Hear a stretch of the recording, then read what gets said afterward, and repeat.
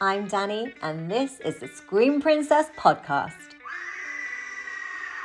Welcome to another episode of the Scream Princess podcast, and I'm here today with Jane Barnett, who is a horror author, writer, actress, and fellow podcast host. How are you doing today? I'm good. Thank you. What a great introduction. I feel very important in a way I really shouldn't. You should, you should. Oh, you're so sweet. But yeah, no, it's crazy, isn't it? Because we met, I was thinking about this because we met obviously through Tony and my book had come out, but I hadn't done any of the screenwriting stuff. And then now I've done like screenwriting and I've got the podcast and you've been on my podcast. It's Yes. crazy. Yeah, I think I'd met you very briefly before you asked me to go on your podcast. We didn't really know each other very well then, but obviously we've done a million things since then.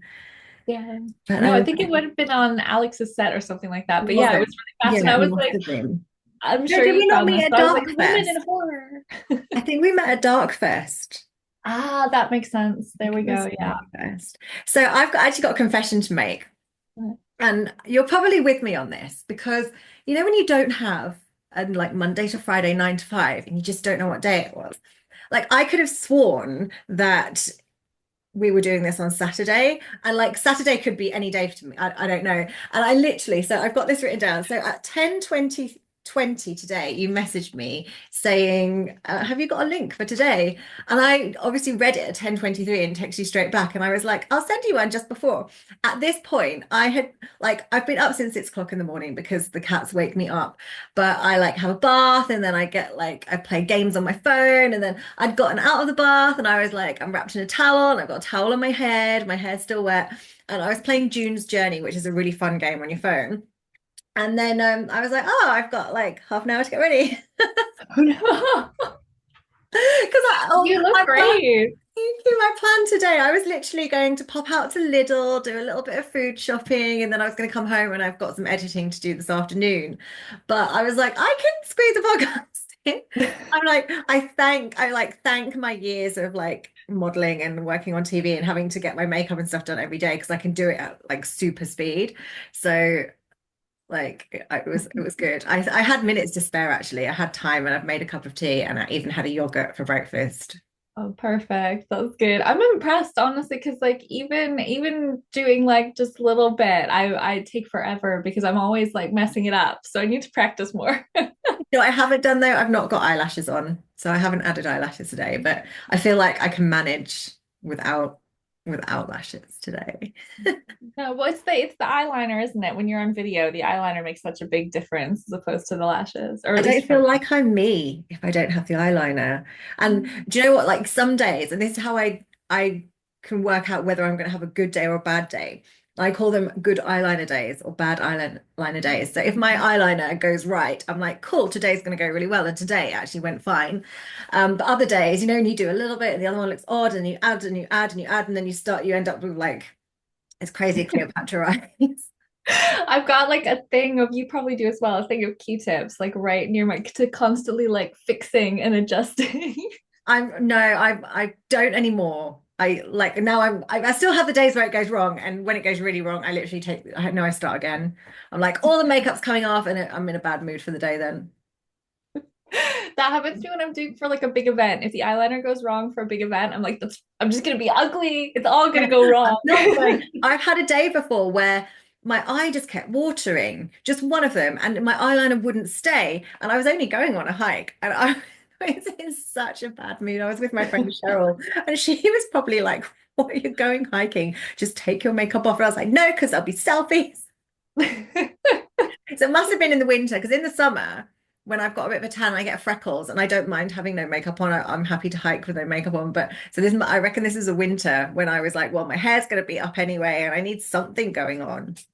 Nah, I know what you mean. Even like just a little bit of something when you go out, it's like a little bit of a shield, a little protection against the world. Yeah. No. So I've got a kitten at the moment trying to climb a shelf. Midnight. Oh, Come down. I love that his name's Midnight. That's so Well, cute. so when I was little, when we first lived in England, my next door neighbours, they had a cat called Midnight, and they were basically like my surrogate grandparents because my grandparents were living in Canada or up here actually in the northeast at the time, and I was in Norfolk. And I used to go to their house. Did you hear that? Yeah. I used to go to their house every day. And I loved their cat. And I was never really allowed pets when I was little. So Midnight was like my little best friend. I was an only child, so my best friend was a cat called Midnight. And I always wanted, like, he obviously he died a long time ago. So I just wanted a little cat named after him. And I was only going to get one kitten, and then we ended up with the two, which is great because they entertain each other. But right now he's just on a one-man mission to ruin our studio. It's true on podcasts that we so often my brother's got two dogs, and so often you'll like be midway through a podcast, so be listening to some really great story, and then you just hear Barney, his dog, going woof woof. I don't mind them being in here. And like I've got a blanket next to me. So when I'm working, the other one, Magic, she'll often sleep on the blanket. But yesterday I was working here all day editing and stuff, and she was asleep on the blanket. And I did a podcast last night and she's up the curtain. So this is like a curtain here. She's like up at the top and she's got nothing to gain because once she's up there, there's nowhere to go. But Oh she's no. up there and she's just like holes in your curtain. There should be a thing about podcast pets when you're doing like a horror podcast and an adorable cat or dog comes along and Yeah. it breaks up all of the horror into It cuteness. does. And the guy I was talking to last night, he's got three ginger, like various shades of ginger cats. And I think his are a bit older and they were like the best behaved. Like one just sat next to him and there was a lamp behind it. And the lamp, like the light kind of glowed behind this cat. So it was like this silhouette. And there was another one asleep on a chair and the other one asleep. And I'm like, and mine's running riot. Like curtains, and he's just knocked off a mask, which is not so bad, off a shelf. I've got shelves with boxes with all of my like accessories and things, and he was like Um, climbing the shelf. But is it a horror themed mask or is it a fun one? it's no, it's kind of a Bad Bunny mask. It's like a black like half mask with the bunny ears that I had for a photo shoot a long time. It was kind of like a dominatrix style Easter bunny. Oh, cool. Because I'm not all about like, Easter. Easter's like my worst event of the year. And at the moment, as we are recording this podcast, all of the shops are full of Easter stuff. And I'm like, but Valentine's Day's over. It should be Halloween in the shops now, like until after Halloween, and then we can have Christmas. I know what you mean. It's a funny one. I love the chocolate eggs, though. That's something great about the idea of you're buying a single chocolate that's as big as your head. I think that works for me. But the thing is, like, I never really liked chocolate. Even like before I was vegan, I was never a chocolate fan. Like I love sweets, like I love a pick and mix or, like a candy style sweets, but I've never really liked chocolate. And I don't like ice cream either. Like I'll eat it on the odd occasion. I'll be like, I fancy something sweet, chocolate or whatever. But yeah, I really don't. It's not so Easter was Um, never it's never been my thing. I like rabbits. I like lambs. yeah, there you go. I had a pet rabbit when I was little, actually. He was really cute. That's one pet I've never had. I've had a guinea pig, but never a rabbit. We had bonkers we had like rabbits and we had guinea pigs and things. We had lots of lizards and salamanders and frogs. I've got my like froggy Oh, earrings do you know on. I've just realized. So Lauren's fiance, I like to call him T-Mards. I just realized how you were destined to be together because he's got the weirdest thing about having strange pets, naming them mental names. And I'm going to bring him on the show. I wanted to do separately though, so it's not like you always have to do, everything together. And I want to talk about your books and your podcast and like kind of your stuff, and then I'll talk about his stuff kind of separately. Is he around today? Is he there? So he's out at the minute, but he'll probably end up like coming in and you'll hear him Yeah. say hi on the podcast. But yeah, he's out to Europe at the minute. But I know he's excited to be on here with you. And it was really funny because he's like, oh, well, like we've got horror board games and horror stuff all around our house. And he was like, I'll get all of this like stuff. And I was like, you still have stuff for me too. I know everyone's got really cool backgrounds. Like Hannah and Alex were on a couple of weeks ago, and they had really cool background of all their like horror things. And then the one from last night, he had like this really cool house, like this real kind of Victoriana Gothic taxidermy like house. I've just got a white background. Mine's I'm pretty gonna put neutral stuff orange here. as well, but like if you like look, it's got little elements. Like over here, I've got like Biollante, and then like I've got spiders up there, and like Jordy Vale is somewhere up there. But like it's neutral, so that if I'm doing like my sci-fi stuff or if I'm doing a Yeah. class, Well, I it feel like looks because you're a professional. writer as well, that looks very kind of officey and it looks like, like girl at work, like, you mean business. I am going to put stuff here. So actually to the right left of me, there is a broomstick hanging on the wall. And there's bits and pieces in here, but I've actually got somebody's making me a grave. So the Ooh. grave that was at Horror on Sea a few weeks ago, I was like, I want one. So they're actually making me one. So I'm going to maybe put that here, and then I might get like a big poster or something to put there. So I'll have, a bit of something. But Oh. anyway, I knew we'd go off topic, and we've just been gossiping about like all kinds of randomness and not actually talking about your stuff at the moment. Sorry. That's fine. I think it makes for a more fun podcast. People are just like, what are they on about now? So let's start with, obviously you're not from London, you can tell by your accent. So you come over from the States, but you've written a book called Deathlines: Walking London's Horror History. I do have a copy. It's actually not unpacked yet. So I've been like, I still haven't finished unpacking since I've moved. And we were going to get that box down this week because I've got a big unit where I can put all of my books. And I don't know what we ended up doing instead, but we did not end up getting the box out of the loft. So, and I need No, help. it's actually, I think I've got, yeah, I do. Hang on. Because the Got cover's one. quite cool. Graham Humphreys, who did like loads and loads, I actually had him sign my cover. But he did loads of like Did he do posters the and things. He cover? did it. It's beautiful, isn't it? It It does look a is. lot like a lot of his horror posters, and it's I'd love just to have so him on cool. actually. I'd love to have him on here. Like Graham Humphreys is like a really talented artist that has done like really famous movie posters, but like the old school posters that, they're not just photographs of your cast, they're actually all painted, and he's amazing. It's amazing you got him Yeah. to do that. God, yeah, his Nightmare on Elm Street and his American Werewolf are two of Yeah. my favorites. They're so cool. Yeah, I didn't realize until a few weeks ago he has actually painted me because he did the cover art for it was either My Bloody Banjo or I don't think I'm eating Miss Campbell, but I'm sure it was I'm sure there's something because I had Liam Regan on here and I was talking to him and he was like, no, he has, and I'm like, that's incredible. He's Amazing. everywhere. Yeah. So have you always been into horror movies? Yeah, I mean, I'm very lucky, I suppose, in some ways that my parents never had that thing about horror movies being bad for you. Like they tried to be vaguely age appropriate. You know, you watch the Universals when you're younger and you get to the slashers when you're older, but they were always cool with it. And my dad really loved Hitchcock. So I used to watch that with him. And then I have my oldest brother is like 6 years older than I am. So he was a teenager watching all the like cool slashes. So when my parents would go and leave him to babysit, he'd let us watch horror movies. So I've been watching horror movies as long as I can remember. Oh, amazing. I never got into it when I was a kid. Like I wasn't like my parents weren't into horror. So, and we didn't like hire stuff from the video shop. So it was just kind of, I don't know, I just never really watched anything like that. I'm sure my dad would have watched The Old Hammers years ago. My mum told me she's never watched a horror film in her life, apart from Oh, maybe, I'm sure she's seen Jaws. I think that counts. But yeah, it wasn't until like I was kind of old enough to go and, watch stuff by myself or like go to the video shop that I started. it So was definitely like our house loved movies. We watched everything, but it was definitely a bigger one. Like, because I think, especially having teenage brothers at the time when I was little, they were always watching something horror. Even if it wasn't like a movie, there were in the 90s, there were all these great like horror TV shows, like Tales from the Crypts. mm, And we had in the US, it was reruns of Hammer House of Horror with Are You Afraid of the Dark?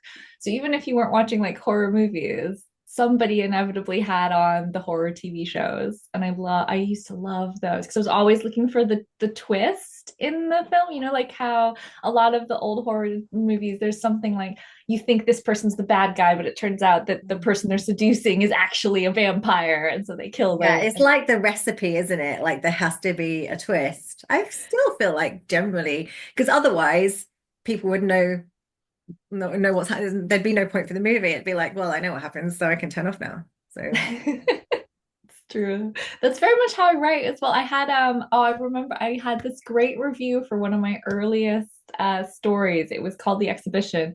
And I remember one of the reviewers would be like, because I always write these like twisty, funny endings. And the reviewer said something along the lines of, I can't believe you left me hanging like that, my dear author. How dare you? They gave me like 5 stars, but they were like, what did you do to me? And I love that. That's what you want, though. I want to not know until the end. Like, I've got books by authors, and it's like I've worked it out, and it's like I still love the story and I'll still persevere, but it's like I wish I hadn't worked it out. Like, I don't, I don't want to know until the kind of finale.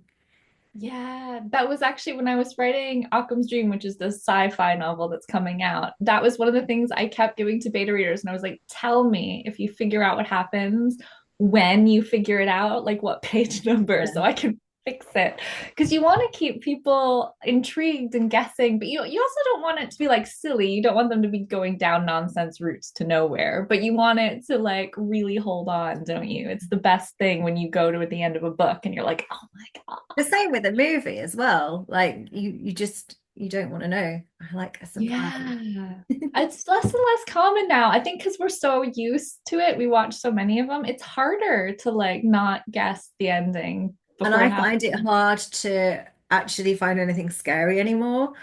Mm. So I need a kind of jump scare or something really psychological with like a really good score to kind of get me in that like real fear mode. Because Yeah. otherwise I'm like, like I find things funny because they don't, and I don't know, I've just watched too much, I think, sometimes. I know what you mean. I watch, especially because, like, for Deathlines or for the book, another book I'm writing now, it's nonfiction. So you watch like literally hundreds of horror films to write it up. And at some point, you're just sort of like, oh, yeah, this is what's going to happen next. And you're like fighting to pay attention because, like, I need to know for Deathlines, it's like, I need to know where this location is. So I need to pay attention to if they say anything or give any clues. But your brain's going, yeah, so that one's going to die next and that one's going to. The Deathlines is basically a book that you've written set in London, and it basically takes you on walking tours past locations that have been used in horror movies. And I feel like it's something that could only really be done somewhere like London, because obviously other countries, places, cities are so vast that, people would be walking like, hundreds of miles to get from, one point to another. But with London, Yeah. it's actually much smaller than people think. I think people think of London being a massive city. And obviously, you've got the tube lines to get you all over the place. But if you actually go by foot, I used to be able to walk from like East London straight into central London. It would be like an hour and a half or something, which is not, it's not that far. No, I didn't do it true. often. That was when I actually wanted to get my hike on a little bit. Otherwise, I'd get the tube. But like you obviously in one walking tour, you can cover quite a lot. Yeah, like you said, I love that about London. It's a different city as well because like it kind of has neighborhoods.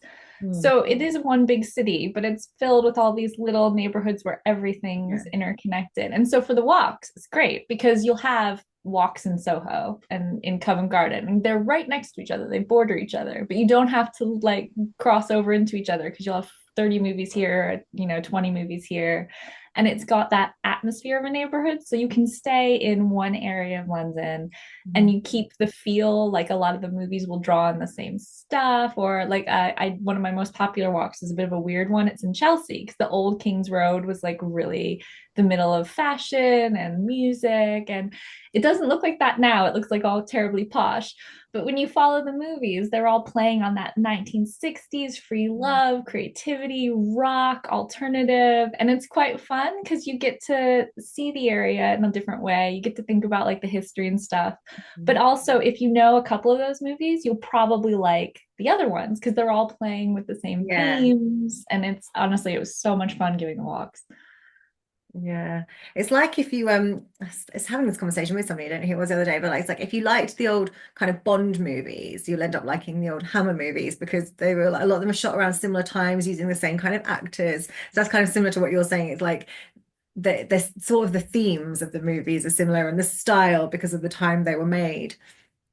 Yeah, exactly. And obviously, It's quite cool actually. It's a good way to kind of get into other movies. If you go, oh well, yeah. I liked 70s movies with Vincent Price, just look up all his other ones and then Yeah. his co-cast, and you'll find so many great movies to watch. It's And I just think there were like less people in the industry. So now, like everyone can obviously make a movie because everyone has access to recording equipment.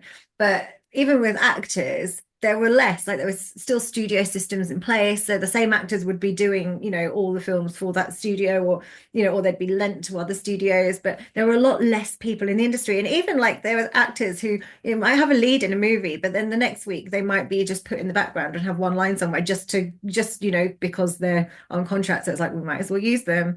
And, like so you'd see those same people popping up a lot more. And I suppose it's similar. Like I know we've done quite a lot of movies together, and within like the independent horror industry in the UK, we will work with the same people time and time again.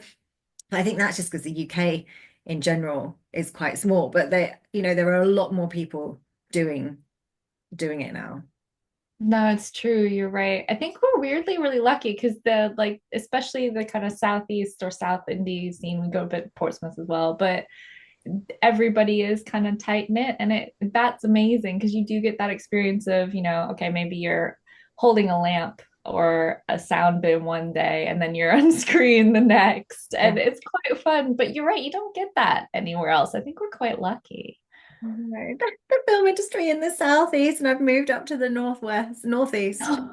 You're still part of it. I'm still Everybody, I part of mean, it. you've I'm got it back when you next come to horror week. on. Oh, sorry, go ahead. No, I'm back next week for Romford.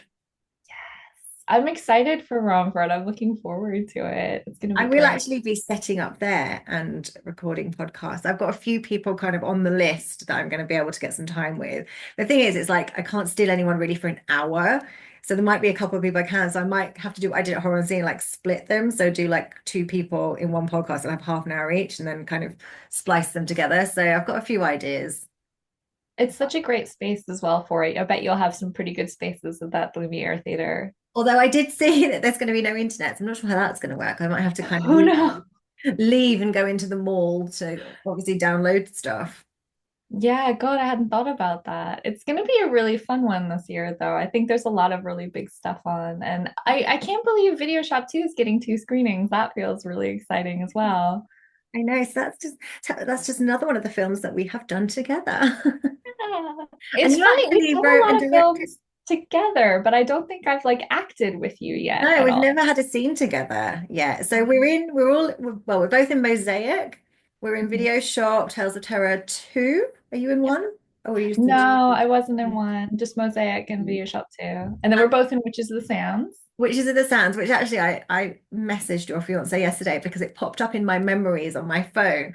And it was he'd put out like he was posting different women for February for Women in Horror Month, and he'd done a post with me, and it was like Danny Thompson, who's in this, this, and this, and Witch of the Sand, which is going to be released in 2022. I A just little bit forwarded it off. to him, and I was like, Witches of the Sands was released in 2022, and he just sent me back laughter. So, Witches of the Sands is a film that Tony's been making since lockdown, I think, because he asked me to shoot a scene myself, and I shot it in the kind of basement car park where I lived, and it was just me like on camera, kind of playing a character I'd actually played in another film, and but also sort of myself. And then this idea kind of went mental, and I don't know what the film's about really at all, and it's got like about 175 scenes in it, and it's going to be 90 minutes long.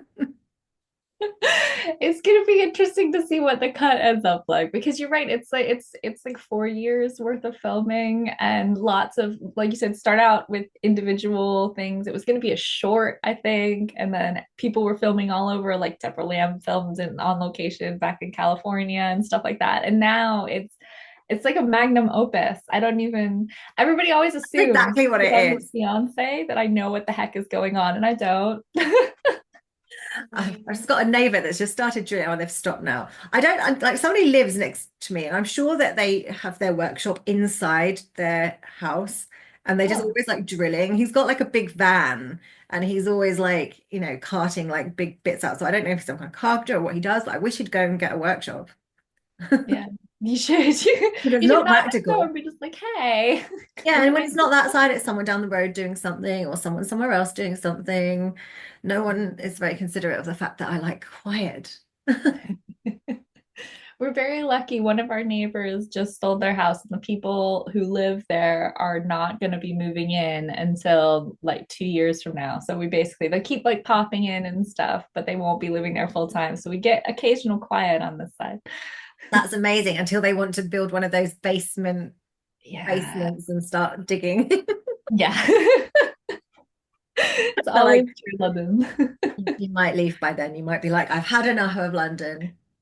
What do they say though? Tired of London, tired of life. And I don't think that's true because I don't think I necessarily tired of London. I think I just grew out of the things that I needed to do in London. Like whereas I was in London like partying a lot and stuff when I was younger. And then I was like, I don't do any of those things. And I wanted to be kind of where I could hike and where I could be outdoors.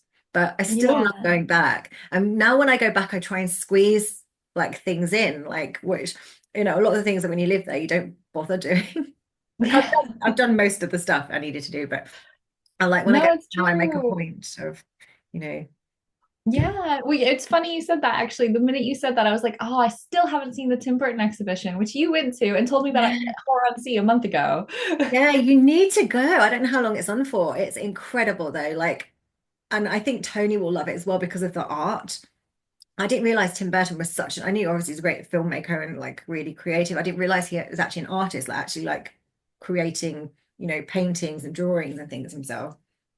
And Yeah, there's it's so amazing. much of it. And I wish I'd taken Kyle, but he can come and he can't come to Romford either because he's stuck at work. So that's annoying. He was hoping he'd be able to get a few days off, but he's got like a case that you can't take days off when you're like booked in for something. So that's No. annoying because he's in Video Shop and Horoscopes, which are both screening at Romford.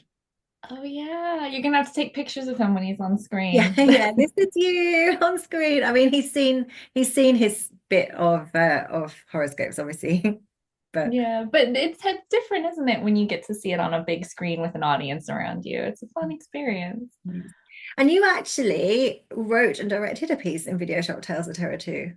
I did. I'm super proud of it. It's called Invasion at Studio 69. And I don't want to there's like an aspect of it we're trying really hard not to give away. But Right. basically what happens is you have this like kind of old school 70s feeling porn set that gets visited by aliens. And I think It's I not the love kind of you porn that I think much. anyone has ever seen before.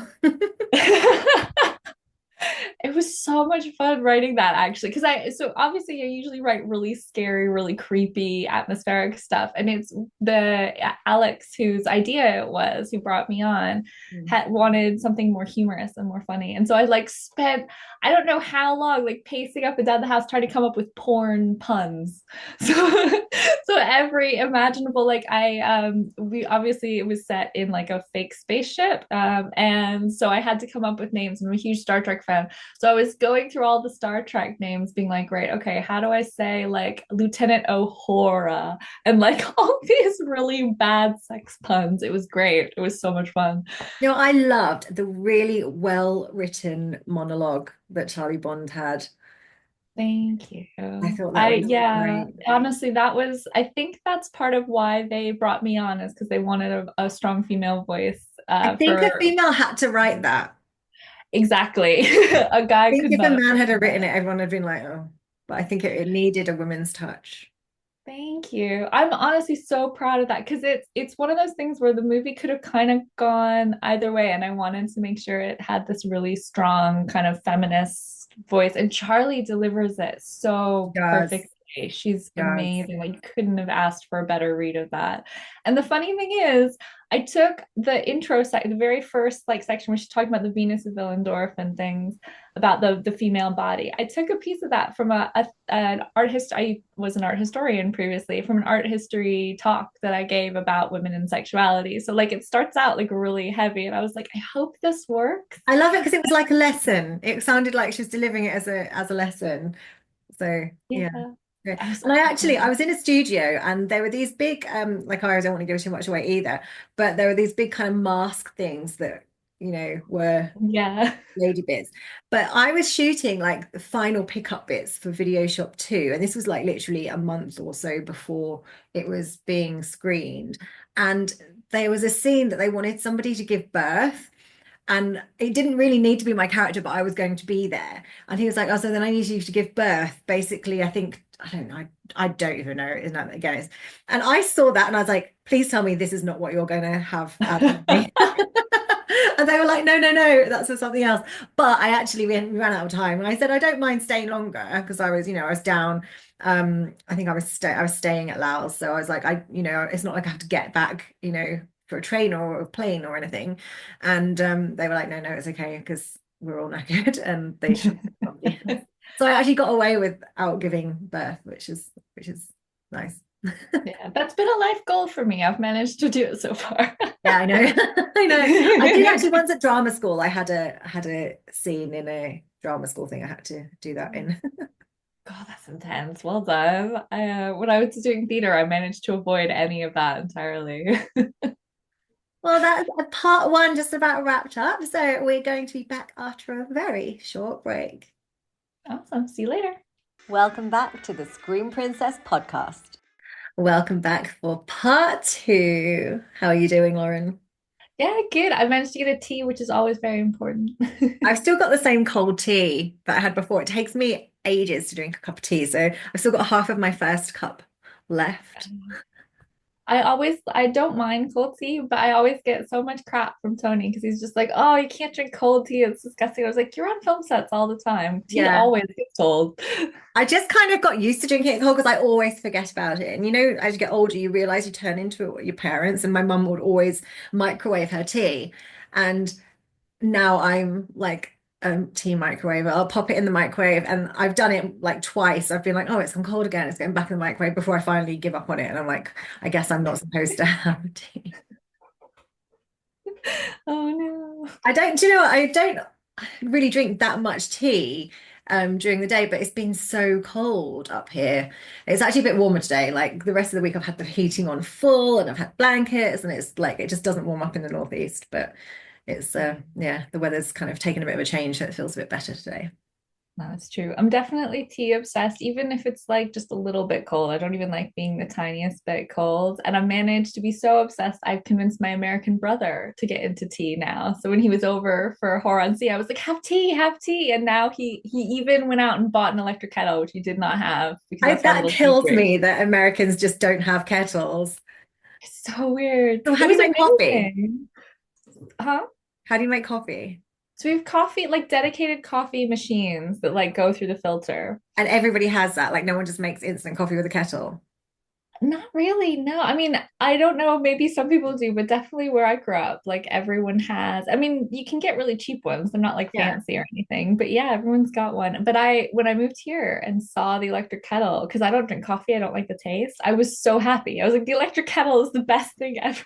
You'll really like the thing I've got. Then my friend bought it for me. He's got one. And I was like, this is so cool. It's not great if you're making more than one cup, but it's kind of like a kettle. Well, it is a kettle, but it doesn't look like a kettle. You put your cup underneath like you would a coffee machine. You press the button and it lets out just enough hot water for one cup. So you just get like one cup of tea.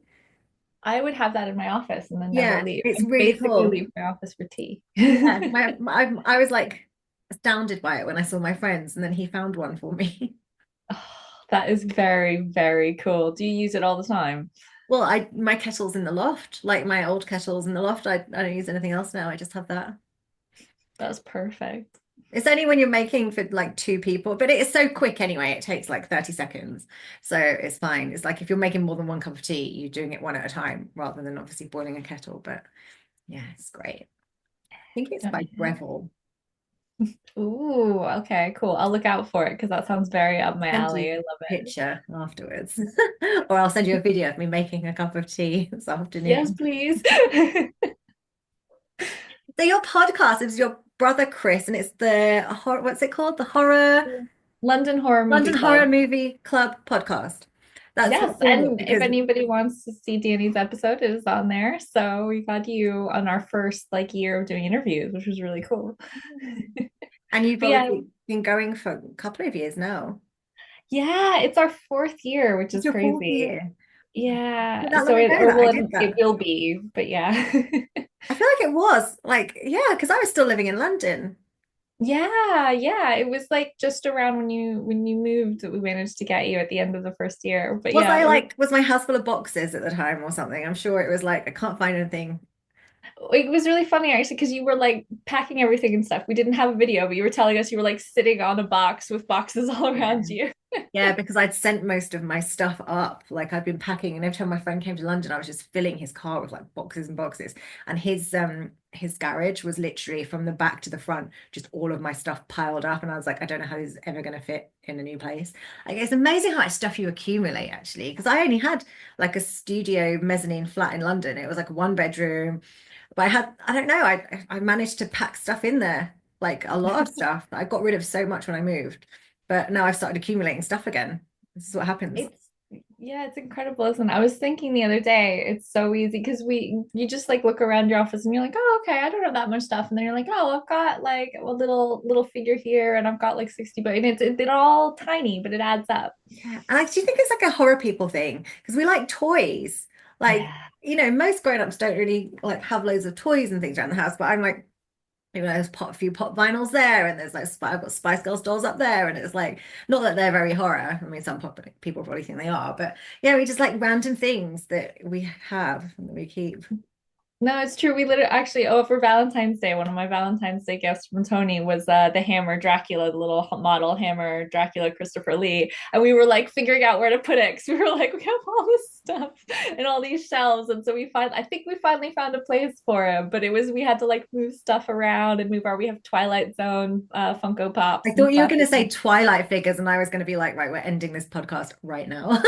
No, Twilight Zone. No, no, no. 1950s sci-fi, not weird sort of vampires. I haven't seen it. I haven't seen it. Yeah, I one of my friends at university really liked the book, so long before they became movies. She was like, "Oh, you should read this book. You like horror." And I think I got two chapters and I was like, "This isn't horror. I'm giving it back to you." Did you have, I'm sure you did in the States, did you have like the Point Horror and the Fear Street books? Oh, we had Fear Street. I don't know Fear Point Street. Horror. What was that? It was another series, and it was, I mean, it had various different authors. I think R.L. Stein might have been one of the authors, but there are a few different authors that used to write them, but it was all under this kind of Point Horror label, and it was kind of scary books for teenagers, I guess. And I'm like, I can watch a horror movie. Um, Although I'm struggling a little bit at the moment. So we watched something the other night, and I'd seen it. So The Conjuring, I'd seen it before, and we put it on the other night, and I kept jumping. Like I'm really easy to make jump anyway, but I was like, I don't think I'd want to. I don't think I'd want to watch this on my own. And then I was at home on my own. I was going to put something on the other night, and I was like, I might wait until you're here because I don't know if I want to watch a horror movie by myself, which is bizarre because of like think about what I do and and I love horror, but I was like, I like somebody to be here with me now. But books I struggle with. So I don't really read horror. I like reading like a trashy like beach, but it depends what I'm doing. But like in the summer, like trashy beach stuff, like Jackie Collins style, like proper chick lit trash. Um, and I read a bit of crime stuff. So there are like murders and things, but like point horror, or the Fear Street books, I used to read them as a teenager, and I couldn't go to bed because with a movie, you've got, 90 minutes and the killer's been caught, or you know what's happened, you've gotten to the end and it's resolved. Whereas with a book, you're going to be reading it for more than 90 minutes, and it's like I have to kind of finish this, and I can't, so I don't read that much horror because I get too scared. It's terrifying, isn't it? I remember as a kid, Goosebumps. You mentioned Darl Stein. I was a huge Goosebumps fan, and it's not that they're particularly horrific, but like my brain was on such overdrive with what was happening. I needed to get to the end, and so if I was close, I'd get the little flashlight under the duvet so my parents didn't know the light was on, and I'd be, oh, Danny! I've shown this off in my last two podcasts now, like today's and the one I did last night, which I think I'm actually going to air them in the other way around though, just because of I need some more girls. But yeah, he had a Goosebumps t-shirt on, and I was like, check out my notebook. Love that. I would read them all the time, and yeah, stay up late to You try would and read finish my it. notes. Right. I didn't. I think I'd read a couple of Goosebumps books. I remember there being a book called The Dollhouse Murders. It wasn't a Goosebumps book, and that was, I think, an American book. Oh, I cool. I don't think think it was I've over heard in of it Canada. weirdly. And I reread that over and over, and it was a doll's house that was like the same as the house, and the murders that were happening were like, the real people, and that was quite scary. So I read a bit of scary stuff, but Death Death Lines is not like it's not a scary book. it's a book of you going to location. Yeah, But it's what definitely about more the for like people who love going on walks or like to know where stuff's filmed or like old movies. It was really funny actually. The walks, the WI, the Women's Institute, I used to do walks for them. So like that's how unscary it is. Is like lovely 60-year-old retired women who are like, oh, wasn't Vincent Price cute? But I could never watch his movies, would go on the walks and be like, oh, that's cool. I Yeah. love that you did that. It was so much fun, honestly. They were great. And it was great because you'd get them like all excited about because I describe a little bit about why they use each of the locations. And so you get a bit of plot. And they'd get really excited about something. Like you'd be like, oh, they really wanted to try and use like Carnaby Street for this cool bit. And they'd be like, oh, I remember that. I want to watch that movie. What was the name of it? And I was like, okay, it's a little scary. And they're like, I'll do it. I'll try. It'll be great. Do you know, I bet it's great though, because then those ladies would be the age if they remember Carnaby Street being in its heyday. And like the King's Road Exactly. being, like you said, like this kind of center for like the mods and I know like Mary Quant had a shop on King's Road, didn't she? Yeah, it was really cool actually. One of the WI walks I gave, we passed by, it's not one of the stops, we passed by the Mary Quant shop. So I always like point out where it used to be. And she was like, I had one of my first jobs there. And I was like, oh my God, I have to take you out for tea afterwards. That's Is it so not cool. there now? 'Cause I feel like there was still a shop when I first moved to London, but that was like 17, 18 years ago now. I'm sure there was still a shop. Could be It's wrong though. sadly a Joe and the Juice now. So it's a store, but not selling clothes, That's which not is as fun though, is it? disappointing. No. But you got there's a Vivian Westwood store still like way, way in the World's End section Hmm. if you're willing to walk the Is extra, which Ad Hoc still there? I used to love Ad Hoc on the King's Road. yes, and Is it's it still there? awesome. It's just a It shop is. full of random costumey bits and fun, and the floor was always covered in glitter, and it was like encrusted into the lino. So it was just like, I love this shop.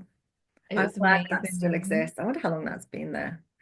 Oh God, yeah, ages. Actually, funnily enough, I got one of the costume bits I needed for the Witches of the Sands, like this Diamante full neck collar, and I got it from Ad Hoc. So I was like, where else would I find that? Yeah, that's such a cool shop. I used to traipse all the way to the King's Road from East London, literally just to go there. It's an amazing It was store. worth. Definitely recommend. In fact, next time I'm in London, I kind of want to. It won't be next week because I'll be busy at Romford, but the next time I might have Yeah, to go come back down. We'll in. go together. We'll have tea after. Yes, yes, tea and Ad Hoc. That's like the best day. And maybe I can go on one of your walks because I think I just moved to the Northeast and then you took the Cads of Horror out on a Yeah. walk. So the Cads of Horror are kind of group of people that are somehow in the indie horror industry doing various things as actors, writers, directors, like magazine owners. And they kind of form a group and you go out for like dinner once a month and drinks. And you Yeah. took them on a walk. And I was like, I've just moved 5 hours away.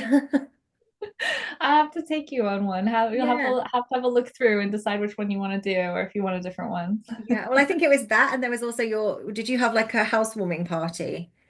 Oh yeah, we had the Fourth of Yeah. And I was July. like, and I can't go to that either because I've just moved 5 hours away.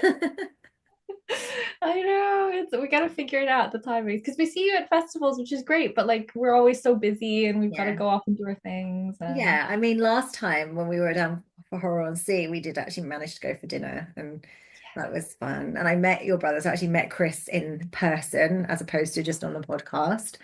And yeah, he was I think he was like all up for trying all the real Londony things, wasn't he? Like curry on Brick Lane, which is like a tradition and yeah. He loves London and I think he was really excited as well because we've been doing the podcast like I said for a few years and he's met all these people just online really briefly and then he'll hear about them and I'll be like oh I saw Sam or whatever the other day but he actually got getting to see everyone and like hang out with them. I think he had the best time. Everyone was so oh, much fun. good. That's so good. So tell me about your new book, because I've just Ah, followed you on Amazon. And oh wow. I haven't Thank followed you on you. Amazon. And it says like Lauren Jane Barnett's recommendations. I don't know if that's like books that are similar to yours, or have you actually recommended books on there? I'm not sure. Yeah, so they let us like recommend other authors and things. Mm. So it's not necessarily books that I've like been reading recently, but it's books that I've liked and thought of recommending. Okay, that's cool. So I It's will cool. actually look at that because I was like, when you do look at an author, it does kind of bring up other stuff that may be similar or whatever. So I was like, oh, I don't want to read other people's stuff. I just want to read her stuff. But if it's stuff you've recommended, then I'll go and have a look. Thank So you. guys, Yeah, I follow don't know if her you on Amazon. Yes, please do. Or Goodreads if you're a Goodreads person. I'm on Well, I'm there going to now. put a little list at the end. So any of the links that you have, so obviously on Amazon where people can buy your books, I will pop on there so people can like copy and paste it or whatever. That's amazing. Thank you. Yeah. And I always like to say to people, I'm very lucky. Like, of course, Amazon's really easy, but I'm really lucky. I came from a background of like independent bookstores. So if you have an indie bookstore you like, a lot of Occam's Dream is in a lot of like normal bookstores, so like Waterstones, et cetera, et cetera. So try your indie bookstore. They might have a distributor or something like that. Because I always like to support indie bookstores too. Yeah. There's a bookstore, if you ever come to the Northeast, I have to take you to. It's called Barter's Books. It's a secondhand bookstore, but it's huge and it's an old Victorian train station. And it's now just like rooms of, there's a little toy train that goes around the ceiling. And there's a little cafe in there that they uncovered. So that it had been walled up. And when they were renovating, they uncovered this wall and it had like one of the original from wartime, the Keep Calm and Carry On posters, which they've now got behind glass in there still. But it had the like an original like seats and things in the cafe. So we always go there for a chip butty and a good old browse in the bookshop. And there's like log fires and like seats so people you can sit in there and read. And it's great. You'll love it. That sounds like heaven, honestly. I love used bookstores. We go down to Canterbury every now and then. There's a really amazing Oxfam in Canterbury as well. And I just used bookstores are great, but that sounds so atmospheric. I could like live there. That sounds Yeah. perfect. So that's it. I always say like this is a day out. This isn't like somewhere you want to go just for like a little while. And it's usually when we're up north, like a bit further north in Northumberland, and if we've gone on a hike up there and we've got time, then we kind of pop there on the way home and get something to eat and have a browse because it stays open till 7, which is really rare for up here. So in London, like you're used to being able to get up in and go shopping in the afternoon and shops are open till like 8, 9 o'clock. Up here, everything closes at 5. Like you go to the mall and by 4 o'clock, everyone's filtered out. And I'm like, it's like a ghost town. There's nobody. And it's because everything closes. It's really bizarre. So you have to kind of get up early and be at shops by 9 if you want a full day, Oh, which is wow. hard because I'm used to not having to do that. I'm used to procrastinating and being on my phone playing games all morning and then realizing it's lunchtime before I've actually functioned. That's quite good though, easing into the day. We wake up like crazy early. I think it's like around 6 a.m. every day, and then it started. I And do now because of the cat, but then I feed her and then I go back to bed and then I stay in bed for a while. But I need to get my momentum back. I feel like I haven't kind of got my gym momentum back since I left London. And it's like because it's cold and it's dark at the moment in the morning, I'm just like, I don't want to go. that's the thing. In the winter, it's just not the same. In the summer and spring, I'm like, Yeah. no problem. Now I'm like, oh Yeah, wow, maybe my momentum will come back in the summer and then I'll have to keep hold of it for the winter. Maybe that's what totally. needs to happen. So when's the new book released?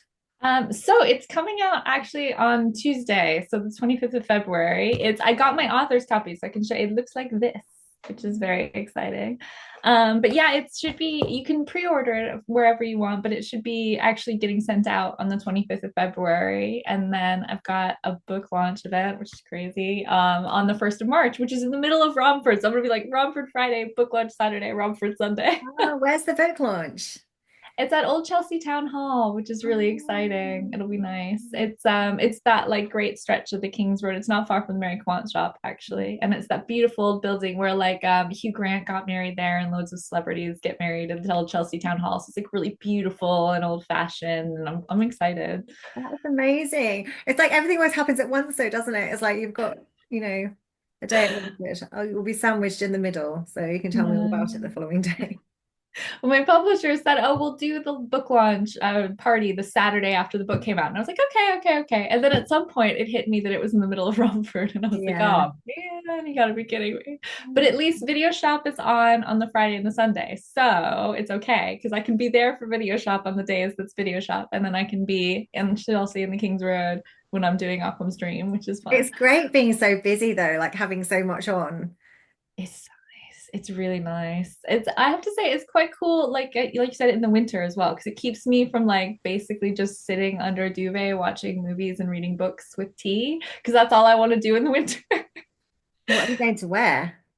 Oh, okay. So I'm very excited. I've got this like really cute pink wrap dress. It's like a really bright, vivid, like almost jewel toned pink. I'm so excited about it. It's really cool and it's fun.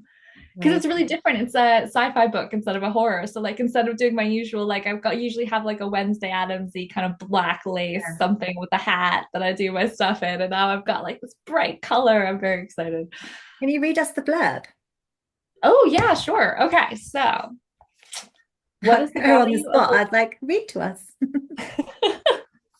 so the blurb is what is the value of a lie when you're protecting someone you love?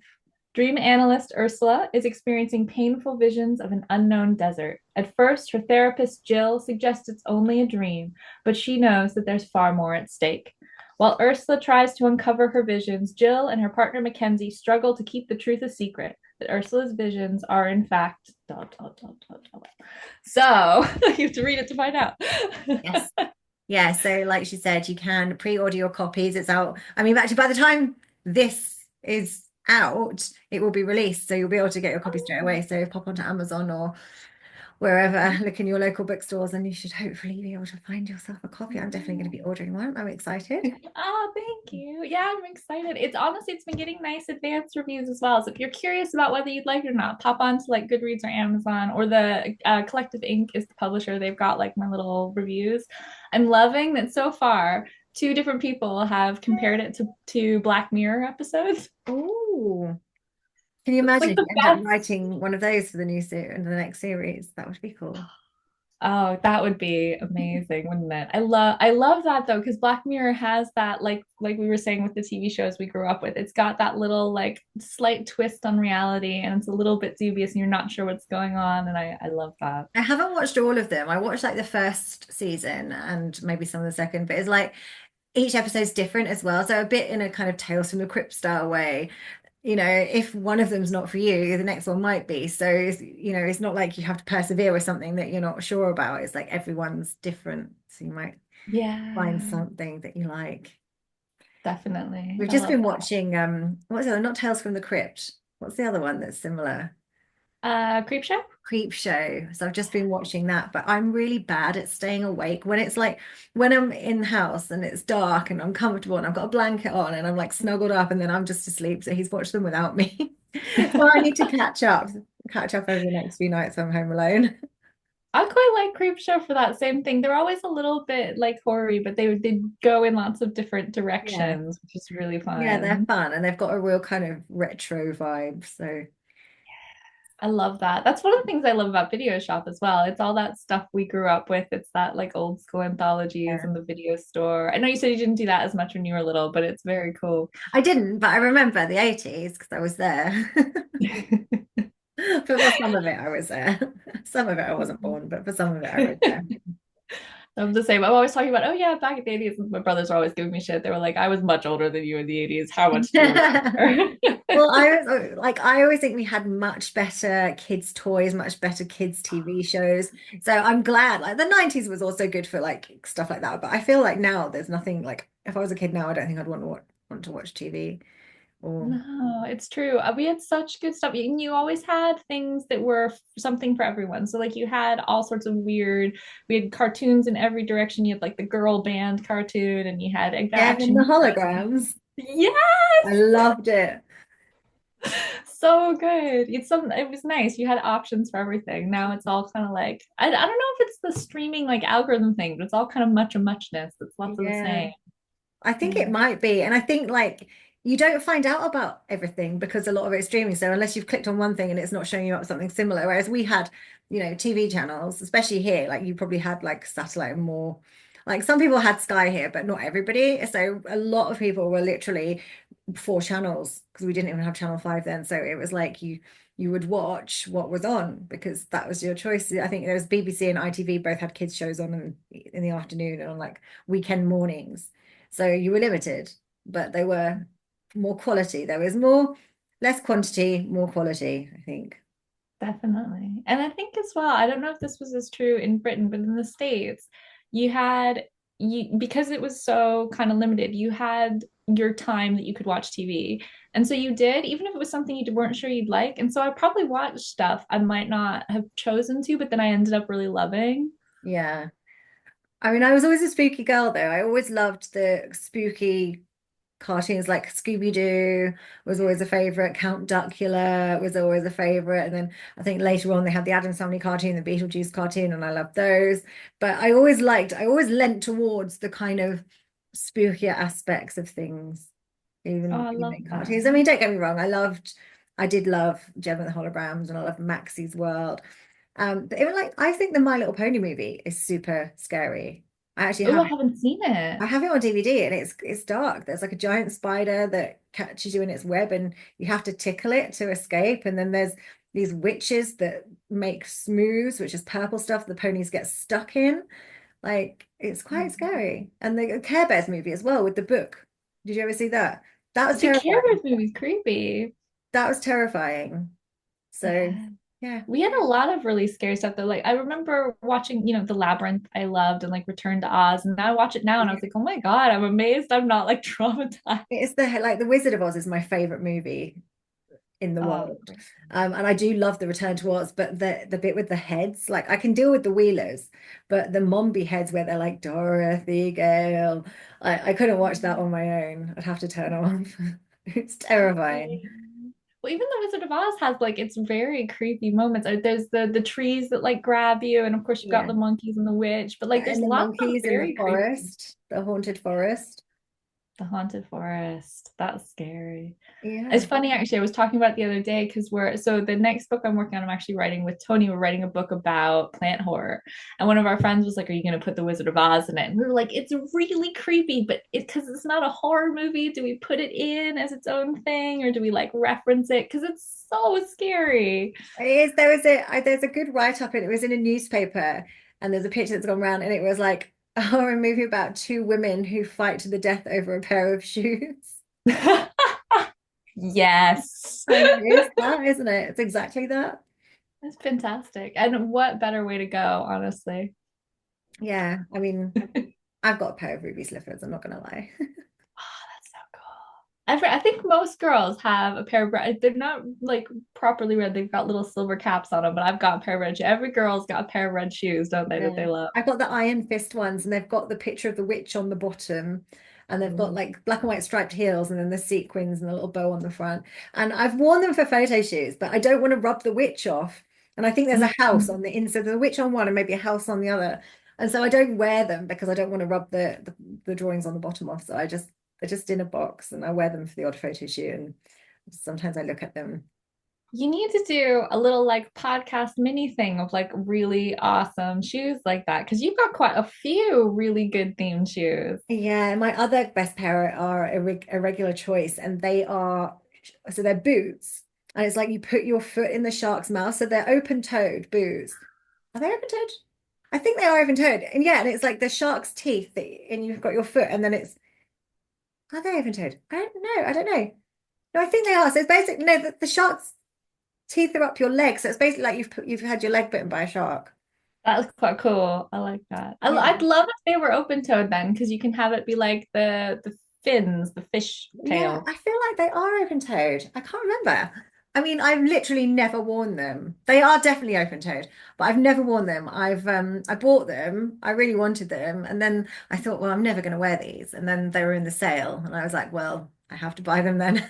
Exactly. I must That's have why you them. get horror themed And they've shoes. yeah, they've lived in the box. I don't know where I'd wear them. I feel like I need to do a shark movie so that I can wear them to the premiere. There you go. So There you I go. need I What need to you're go. gonna need to do next is like a horoscope shark because you've done like Lotus or not Lotus, Well, I think Locust. horoscopes is And finished now. So oh yeah, and I don't think there's anywhere there is a shark. no, I'm sure the Chinese horoscopes, was there fish? I don't know if anyone had fish. I don't know if there is fish, but I don't think there are. We need a horoscope with fish in it because I can't. I mean, okay, the regular one Pisces, has Pisces. Pisces. And that could have been a shark movie. It would cost a lot to get a shark, though. I don't know how you do that. You just Yeah, that's the need Indian it. shark scene. Just a fin. Yeah, just a someone swimming along with a fin in the water. You can't see them, maybe. I don't know. There you But I do go. love Jaws. It's a great Yeah. film. Jaws is amazing. One of I our think really good friends, Dan, he's got his bathroom themed in Jaws stuff, and it's awesome because he's got like the beach poster and he's got the like curtain, but he's also got all these like little bits that you that's then are like, really oh my gosh, cool. that's the boat. That's really cool. I feel like if I had like a house with like multiple bathrooms, then that would be one. Actually, I saw on Facebook someone's got like a shower and it's like a giant shark and you're showering inside the shark's mouth. That is really And cool. that's extreme though. That's a bit extreme. It's And quite somebody else has fun. like tiled their bathroom with the Jaws poster, like but in tiles. That's also very Wow. cool. That's amazing. We have our downstairs basement it has like this little like alcove old coal shed that was turned into a bathroom. We're like, what do we do with this? And we put up the substance poster on it, and we're like, oh my God, this is so cool because it's all white. And so like Right. we're turning it into a substance themed I bathroom. haven't seen it yet. You have to come see when you come and you do ad hoc and you come see the house, have No, some no, I tea. didn't mean the house. I meant substance, but I also haven't seen the house.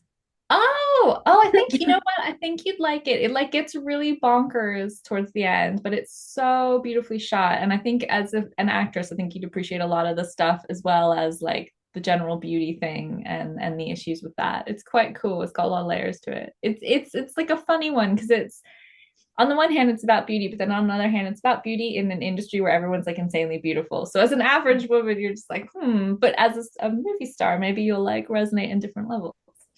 Well, I would definitely watch it, and I definitely do need to come see the house because before we run out of time, because I've had the notice again, you've got loads of horror board games.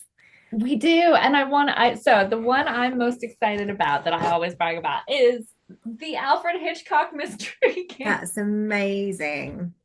It's so cool. It's very beat up. Obviously, I got it in a boot sale because they're really rare. But it's basically like Cluedo, but like Alfred Hitchcock themed, and it's quite fun, and it's got like his little Amazing. characters in it.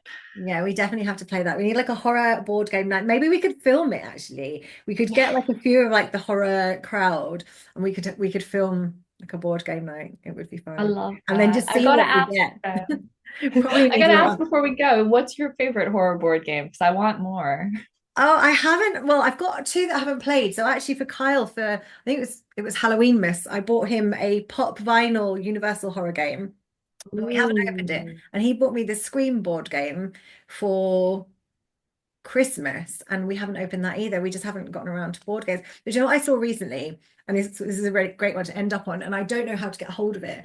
There is a Ouija board, and it says the spirits want you to have sex, and it's loads of sex positions, and the Ouija board plants it. Like I Oh, really I saw it advertised online, and then I clicked on Amazon. It's not available. It's an American company, and I clicked on them, and it doesn't seem to be available by them either.